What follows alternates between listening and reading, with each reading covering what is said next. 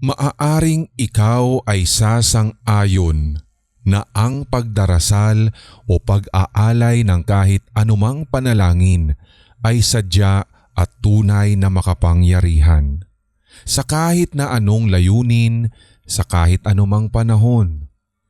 Subalit, sasang-ayon ka rin ba kung sasabihin ko na may mga pagkakataon rin na may panalangin tayo na tila nakapang-aakit pa ng husto ng mga masasamang elemento at nilalang na ang tanging hangad ay makapanakit sa atin? Ika nga nila, huwag mong inuulit-ulit ang pagdarasal dahil madalas hindi na raw ito pinakikinggan. Mag-ingat rin sa mga inuusal dahil baka hindi na pala para sa Diyos ang iyong idinarasal. Oras na naman na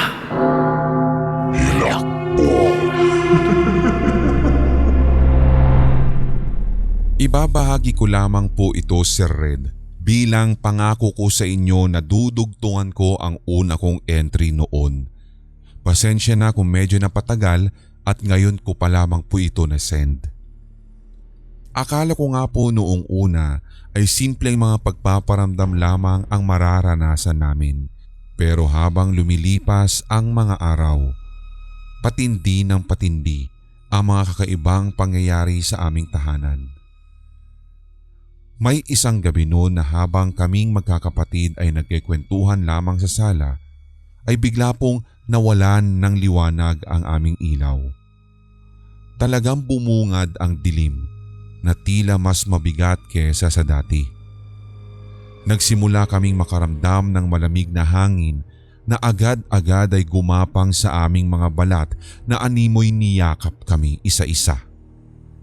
Sa gitna ng aming katahimikan, dito ay may nadinig kaming mahina at patuloy na pagkaluskos na para bang may naglalakad. Pero hindi po sa sahig, Sir Red, kundi ang kaluskos ay parang nanggagaling sa kisame. Hindi namin magawang igalaw agad ang aming mga katawan na tila ba ang hangin mismo'y bumibigat sa bawat segundo at ito ang pumipigil sa amin para magsigawan o magtakbuhan palayo. Sa isang iglap, isang aninong may mahahabang braso at naglalagablab na mga mata ang walang ano-ano'y dumungaw mula sa bintana. Otomatikong bumalot sa akin ang hilakbot, Sir Red, hanggang sa maging ang aking mga kapatid ay gayon na rin pala ang takot. Akala ko nung unay ako lamang ang nakakita nito, pero sila rin pala. Pero ilang segundo, bigla na rin pong naglaho ang naturang nilalang. Paminsan habang naliligo ang isa kong kapatid sa poso na nasa likod ng bahay, nararamdaman daw po niya na parang may humahawak sa kanyang balikat. Isang malamig na kamay na parang ganoon sa mga humahawak ng yelo. Sa kanyang paglingon, wala naman daw kahit sinong naroroon. Ngunit makikita niya na may bakas talaga ng kamay sa kanyang balikat. Nang sumunod na araw, nagkasakit ang kapatid kong iyon. Pabalik-balik din siyang ginagambala sa pamamagitan ng bangungot. Nagigising siya sa gitna ng gabi at nanginginig sa hilakbot. Sinasambit niya ang isang pangalan na hindi naman namin kilala. Isang gabi din nang naiwang mag-isa ang aking ina sa bahay. Sa gitna ng katahimikan, isang mabagal na pagkatok ang pumuno sa aming pinto. Isa na naging tatlo pero marahan lang. Nang pakinggan at pakiramdaman ito ng aking ina, sinasabi niya na minsan pagkatapos ng katok ay may nadidinig din daw siya na parang mabigat na buntong hininga at galing ito sa likod ng pinto. Sa kanyang pagkukumahog upang buksan ito, bumubulaga na lamang sa kanya ang matahimik na kapaligiran. Ang madilim na daan patungo sa buong paligid at bakuran ng aming bahay at wala po siyang nakikitang kahit na sino. Kinabukasan na lang, natatagpuan na lamang namin ang mga yapak ng naglalakihang paa sa lupa. Footprint, Sir Red, nang hindi namin mawari na nilalang. Sa isa pang pagkakataon habang natutulog naman ang aking kuya, nagising daw siya na may mabigat na bagay sa kanyang dibdib. Sa kanyang pagmulat, otomatiko ay binati daw siya ng isang babaeng duguan. Titig na titig ito sa kanya at nakangiti daw.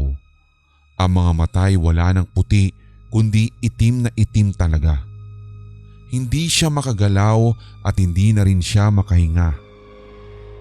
Nang malagpasan niya ang sandaling iyon, hindi siya makapagpaliwanag kung bakit parang humaba ang gabi sa loob ng silid na iyon. Sa bawat sulok ng aming bahay, naririnig namin ang mga iyak na tila nagmumula naman sa ilalim ng aming sahig.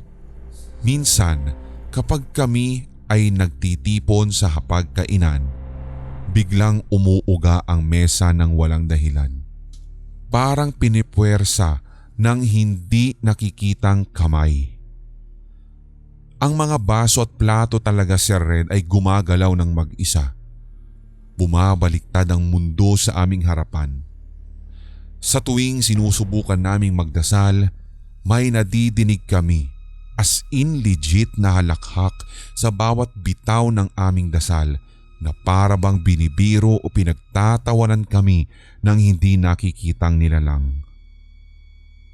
Lumipas ang maraming taon at kahit anong gawin naming pagsisindi ng mga kandila, paglalagay ng asin sa mga sulok at pagtawag sa mga albularyo, nananatili pa rin ang kanilang presensya. Bawat dasal ay sinusuklian ng malamig na hangin at ng mga aninong patuloy na nagmamasid. Para tuloy kaming naging bihag sa bahay na iyon. Yun bang parang kada pader ay may matang sumusunod at alam ang halos lahat ng bawat galaw namin. Habang tumatanda kami, unti-unting nabubuo ang desisyon sa bawat isa sa aming pamilya na iwanan na ang bahay. Isa-isa na kaming lumilisan, dala ang takot at mabigat na alaala. Ngunit alam naming hindi ito ganoon kasimple. Sa tuwing babalik kami upang bisitahin ang lumang bahay, ramdam naming naroroon pa rin sila. Never silang nawala. Ang mga aninong dumudungaw mula sa mga sulok, ang malalamig na hangin na dumarampi kahit sarado ang lahat ng pinto at pintana, ang mga bulong sa dilim na tila pinapaalala sa amin na kami ay nababahiran ng sumpa. Para bang nakakatawa na kami ang nag-adjust laban sa kanila. Sa isang huling pagtatangka, napagpasyahan namin na tawagin ang isang matandang albularyo mula sa isang malayong baryo. Dinala niya ang mga bagay na kakailanganin. Kita ko ang dahon, asin, langis at malaking kandila. Gumawa siya ng isang ritual. Mahabang ritual ang kanyang ginawa sa loob ng bahay. Sinindihan niya ang kandila at pinapikit kaming lahat. Inutusan kaming sabayan siya sa pagbigkas ng mga dasal. Sa bawat bitaw ng kanyang panalangin, mas nagiging mabigat ang kapaligiran. Ang hangin ay tila nangangalit. Binabagsak nito ang pinto namin. Umaalingaw-ngaw ang isang nakakahilakbot na halakhak hanggang sa nagsalita ang matandang albularyo at sabi, "Hindi nila basta-bastang iiwan ang lugar na ito. Pero kaya nilang pigilan kung hindi na sila papansinin at patuloy na lalabanan ng pananalig." Sa wakas, sa aming muling pag-alis, iniwan namin ang bahay na iyon. Hindi upang talikuran ang aming takot kundi upang harapin ang aming mga buhay sa labas nito. Hindi na kami nagbabalik doon ng walang dahilan at dinala namin ang aral na iniwan nito. Sa mundo, may mga puwersa at presensyang hindi maipaliwanag ng ating mismong kamalayan. Kadalasan, ang ating hangarin ay nagdadala ng mga bagay na hindi natin lubos na nauunawaan. Hindi lahat ng pinto ay dapat buksan at hindi lahat ng laro ay dapat subukan. Ang mga demonyong minsang tinawag ay maaaring manatili, hindi dahil sa lakas nila kundi dahil sa takot nating nagiging pinto nila pabalik sa ating mundo. Doon daw kasi sila humuhugot ng lakas. Sa bawat pinto na iyong bubuksan o binubuksan sa dilim, kailangan mong maging handa sa maaaring lumabas at maghanap ng paraan upang ito ay sarhan. Maging mapagmatsyag sa mga hindi nakikita at huwag hayaang takot ang maghari sa iyong buhay, sapagkat ang takot ang pinakamatibay na kapangyarihang maaaring gamitin laban sa iyo, lalo ng kahit na sino o anumang puwersa na mula sa kadiliman.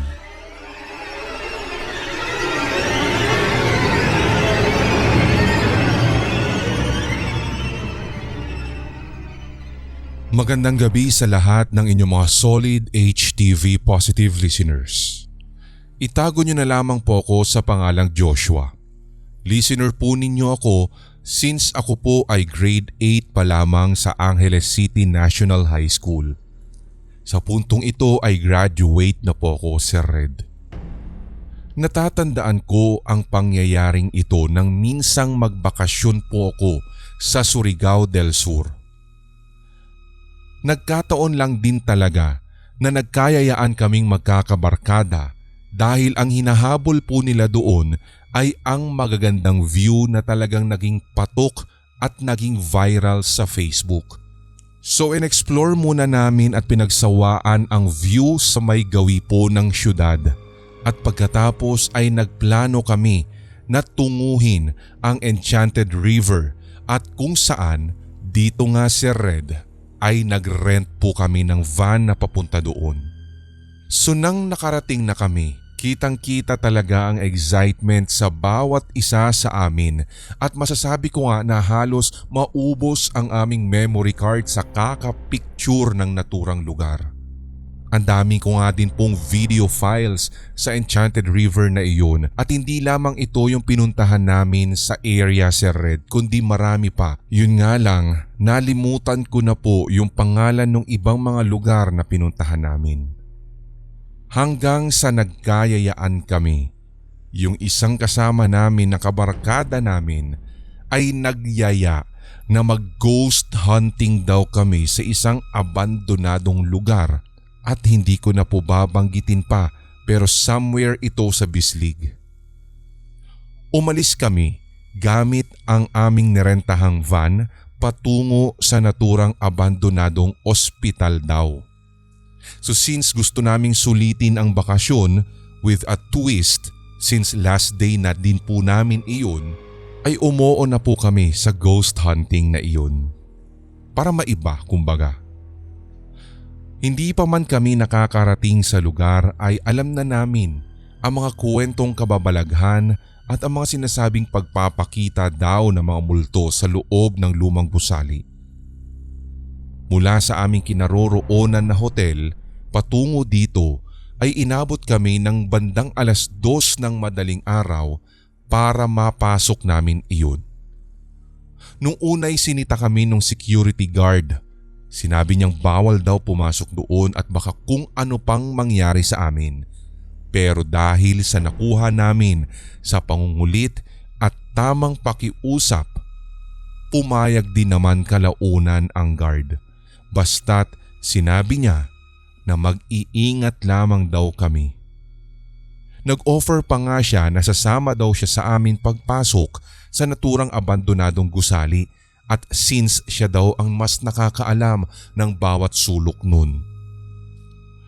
Hindi pa man po kami tuluyan talagang nakaka-explore papasok sa abandonadong gusali, yung guard ay kwento ng kwento. Ang sabi, dati daw iyong ospital. Maraming nagpaparamdam at nagpapakita daw at mga kababalaghan na hindi maipaliwanag dahil nga dating ospital.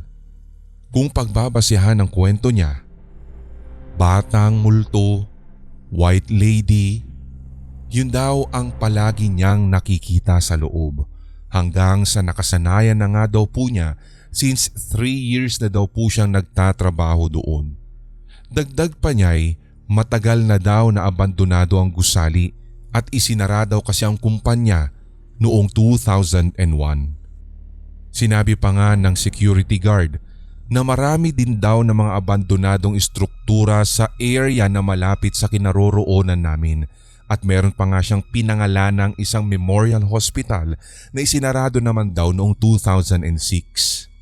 Habang papasok kami ng papasok, doon ay mas nararamdaman namin ang tripling kilabot. As in nagsisitaasan talaga mga balahibo ko, lalong-lalo na nung kami ay nasa kalagitnaan na ng malaking gusali. Bigla na lang napahawak ng mahigpit ang aking kasama dahil maging siya ay natatakot na. Yung aming kaibigan na nagyaya dito, nagsabi na meron daw siyang nakitang babaeng duguan at hindi lamang daw nakatayo doon. Bukod sa nakalutang, may karga-karga daw itong bata. Hindi ko na lamang masyadong pinaniwalaan pero halata naman kasi sa itsura niya na natatakot din siya hanggang sa nagkayayaan nga na umakyat sa second floor. Bigla ay may kumalabit sa akin. Nilingon ko sa pag-aakalang kasama ko lamang iyon pero wala pong tao sa aking likuran. Nagpalingalinga ako sa paligid pero bukod sa kadiliman ay nakatitiyak ako na walang tao doon. Dagdag na naman iyon sa kaba ko, lalong-lalo na nang sa hindi kalayuan ay parang mayroon akong nadidinig na umaalingaw-ngaw na takong ng sapatos. Imposibleng galing sa aming mga yabag iyon dahil naka-rubber shoes po kami at karaniwan sa amin ay mga lalaki kaya sino namang magtatakong. Palingon-lingon ako sa magkabilang side pero wala po akong nakikita o kahit man lang matuntun kung sino o ano ang pinanggagalingan ng mga tunog ng takong na iyon. Hanggang sa nakaramdam ng pagkaihi yung isa ko pang kasama at nagpaalam na jijingle daw muna siya sa isang bahagi nung abandonadong gusali. May dala naman din siyang flashlight kaya umuo na lamang kami.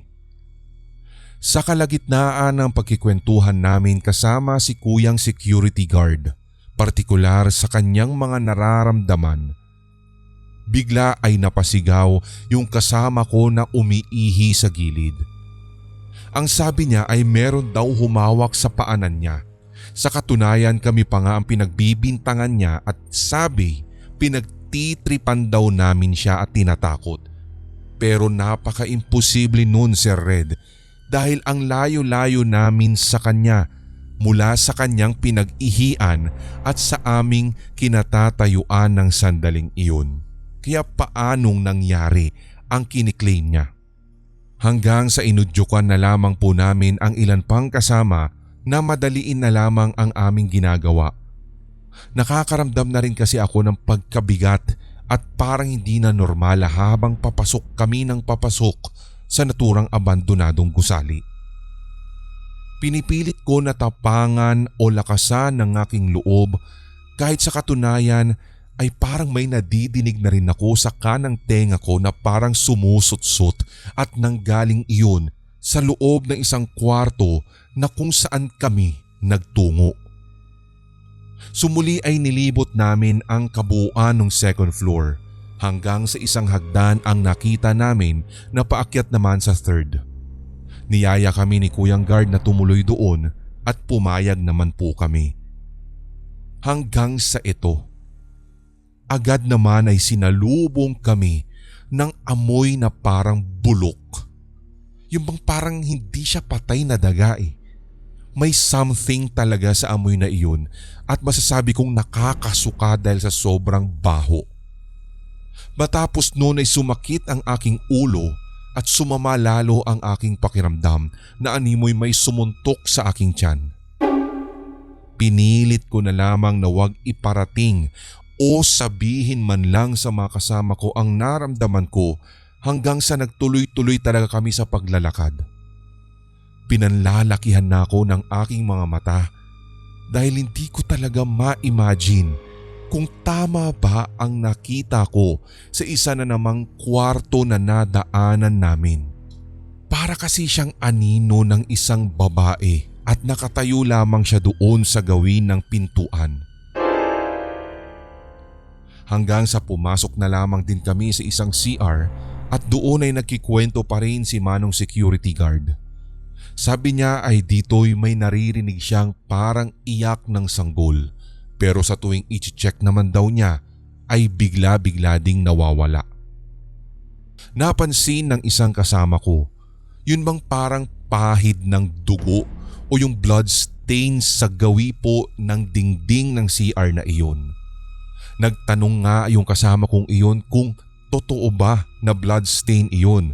Pero ang sabi na lamang ni Manong security guard, ngayon lamang din daw niya iyon napansin. Agad ay umalis na kami doon dahil baka kung ano pa ang iba pang magparamdam sa amin. So nung lumalakad na naman kami, lalong-lalo na sa isang malaking kwarto doon. Inilawan ko ito gamit ang flashlight na daladala pero kinilabutan talaga ako dahil alam ko na may sumusut-sut doon. Believe me or not, Sir Red, may sumusut-sut sa kwartong iyon pero nawawala ang sutsut sa tuwing tinatanggal o inaalis ko ang liwanag. Hanggang sa niyaya kami ni Manong security guard sa loob ng kung tawagin ay morgue. Ayaw na sana nung dalawa kong kasama dahil pinanghihilakbutan na sila. Pero sa isipan ko, sige na dahil minsan lang naman ito at hindi na kami babalik. So nakumbinsi ko naman yung dalawa para pasukin ang morgueng iyon. Hindi naman siya katulad nung naamoy namin kanina na parang may nabubulok. Pero sa pagkakataong iyon, amoy siya na parang mga natuyong lumot. Ewan, pero talagang ganun yung naamoy ko. Hanggang sa sabay-sabay kami kasama si Manong security guard na napatalon dahil may narinig kaming malakas na kalampag at talagang gulat na gulat ang lahat. Napamura habang ang iba ay napasigaw bilang reaksyon sa pagkagulat naming iyon.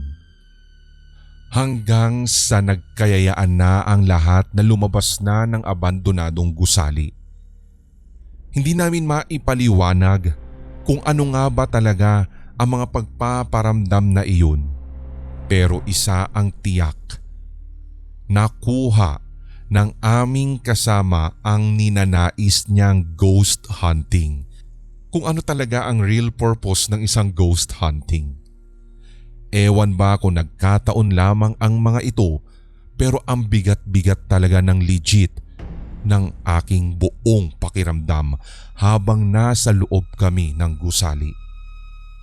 Hindi pa man kami nakakasampa muli ng second floor ay napapamura na lamang sa takot ang dalawa kong kasama na nagsabi kaninang ayaw na nilang pasukin ang morgue. Nakapagtataka nga lang talaga Sir Red dahil kung totoo man na morgue yung pinasok naming isa, bakit siya nasa third floor? Ito ba'y morgue ng mga nasawi o mga binabawian ng buhay sa ikatlong palapag? Ang alam kong morgue kasi ay laging nasa ground floor Pero ano't ano pa man, totoo man ang sinabi ni Kuyang Guard o hindi, basta't nakakatakot. Hindi man talaga ako paniwalain agad-agad sa mga ganitong klaseng paranormal, pero iba talaga yung naramdaman ko dun. Sa katunayan, pagbaba nga din namin hanggang sa first floor ay para bang merong sumusunod talaga sa amin na hindi ko mawari kung ano. Hanggang sa unti-unti ay makakalabas na kami.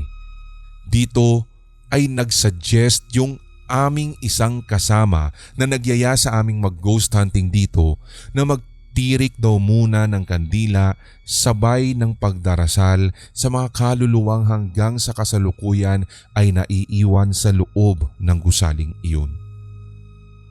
Pagkatirik nga namin ng kandila at sabay-sabay nang nagdasal, napatigil pa nga po kami nang may madinig kaming sigaw na nanggagaling sa pinakadulong bahagi ng first floor.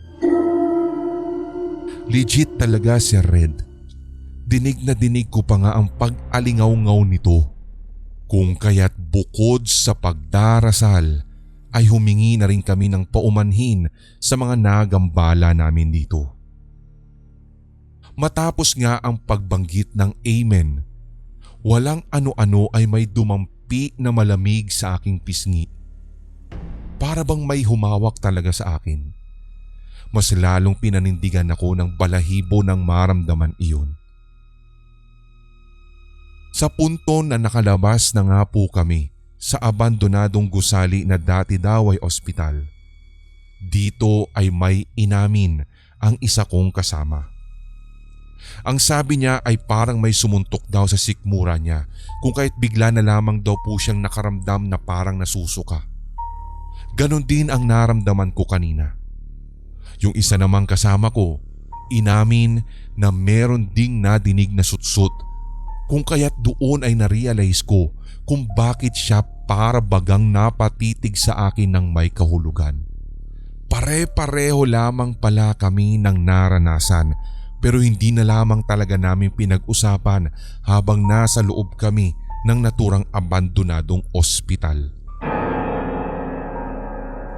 Siyempre nagpasalamat din kami sa pagsama sa amin ni Kuyang Guard at dahil doon ay inabutan na lamang namin siya ng magkano para nang sa ganun ay mapalitan man lang yung pagkaabala sa kanya.